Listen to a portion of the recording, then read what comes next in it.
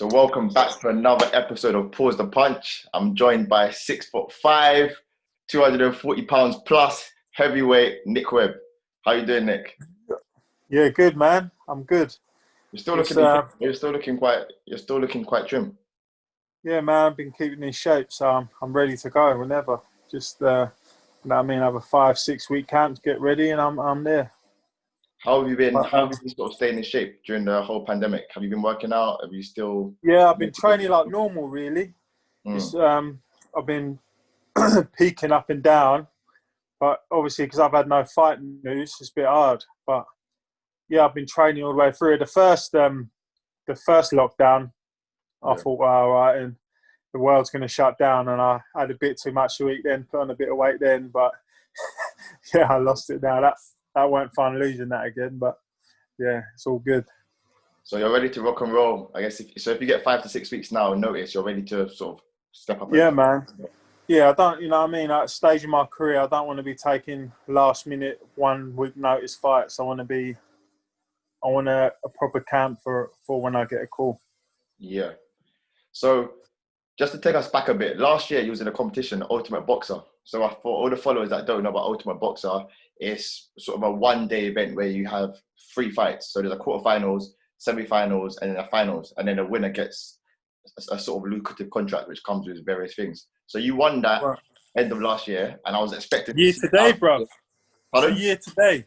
Oh, is it? Okay. Yeah, 13th of December last year, man. Yeah. So it's the anniversary, man. I know. But what's going on? Like, it's been a year and you haven't been out. What's happening? What happened after the whole... You tell me, bruv. Well, I won it.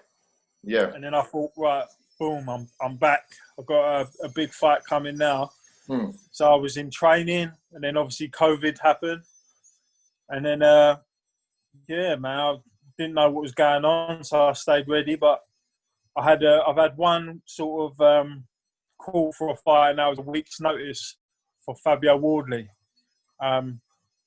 Obviously, I ain't taking a week's notice. Yeah, it's not enough time to train and peak, is it? Yeah, it's a week's notice, and they didn't offer much money either. So it's like, well, why would I do that? Give me some notice, and then we take it. No problem. Yeah, no, that definitely makes a lot of sense. In terms of the Ultimate Boxer experience itself, so you had 3 fights in one day. Yeah. What was your plan or technique in terms of approaching it? Mate, that was a great experience, that tournament. And in it was quite tough to sort of think, how should I train for this? So we did a lot of 3-4 rounds, have a break, then 15-minute break, then do another 3-4 rounds and stuff like that. And we worked more on a lot more sprints and things like that. Yeah. So I was I prepared very well. I was very fit for the tournament. But what you don't think about is the nerves. Obviously, you get nerves before every fight. Yeah. So obviously, you get your nerves before the first fight. They won that, and then you get your nerves again for the second fight. So everyone was dealing it with how everyone could deal with it. So I was obviously quite calm, quite cool. Every time we fought, we just chilled out and waited for the next one. So that's what it was a great experience. Just to add to what you said, I said you fought Dave Alen before, so he's on them sort of Matchroom, man. So that would have been some sort of big sort of stage. Do you think you were prepared for that Ultimate Boxer experience because you've already sort of fought on a big platform before, compared to maybe the others who maybe hadn't had that same experience? Yeah, I think I probably was going in there, as one of the experienced ones. And I used that as my advantage, sort of, how to take a few different fighters in a different way. But yeah, obviously I've been training hard since that Dave Alen loss and worked on my weaknesses. So yeah, everything's been going forward. So just before this interview, the past couple of days, I've been telling a few of my friends and people that follow our channel, I've got you on the show, and everyone is asking one question: will you and when are you going to potentially fight the Savage, so Alen Babic? Do you want that fight? Do you think you can beat him? Mate, I'd have that all day. It's no problem. Like, if they could make it happen, I'd have no problem to fight him. He's a come forward kind of guy. The savage.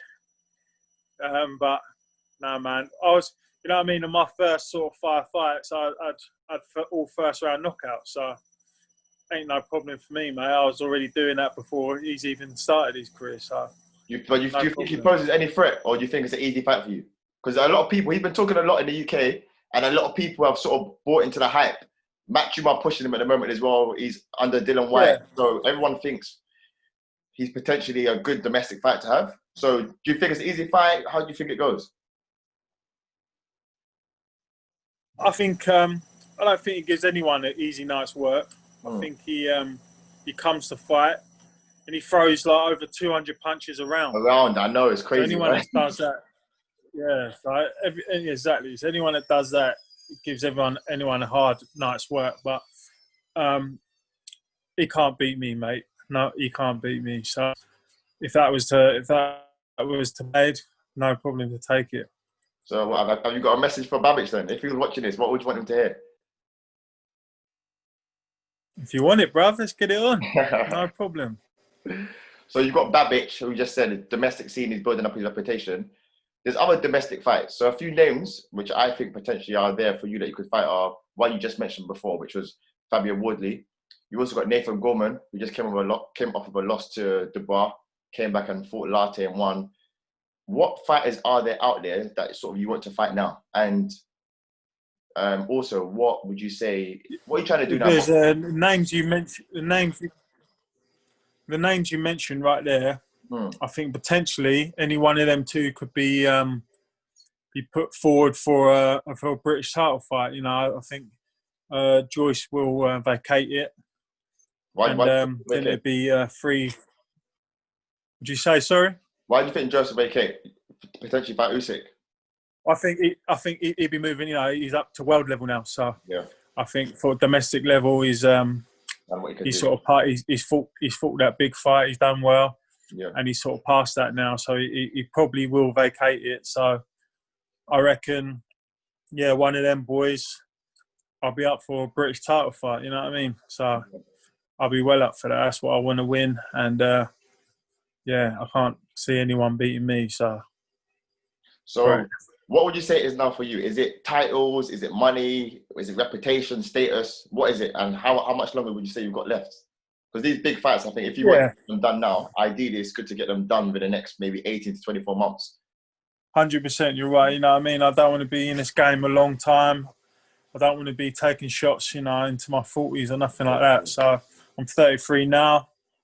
You know, I'll probably give myself till 36. My main goal is to win titles. I want to, you know, look back on my life and know that I've done well.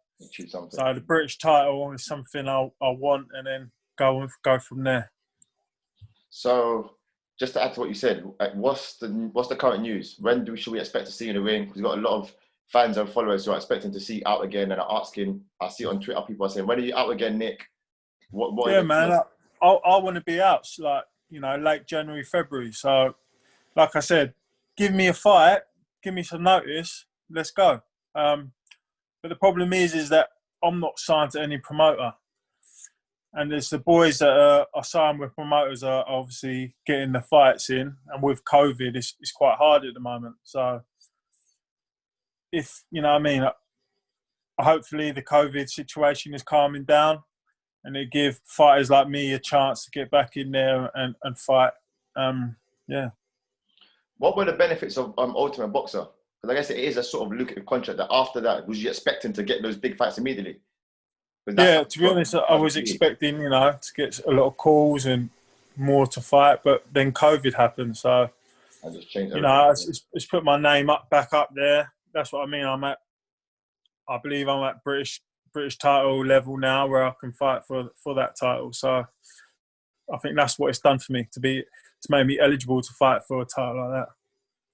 So last few words from you, Nick Webb. What would you say to your fans and people that are following you and looking for your next fight and watching your journey? What have you got to say to them?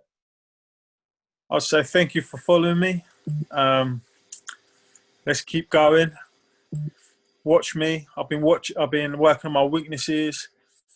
I'm more powerful than ever. So we can always expect an exciting fight when I'm fighting. So let's just get some titles and let's do it. Let's get this COVID out of the way. So yeah, that's it from heavyweight Nick Webb. We should expect to see him early next year. And that's another episode of Pause the Punch.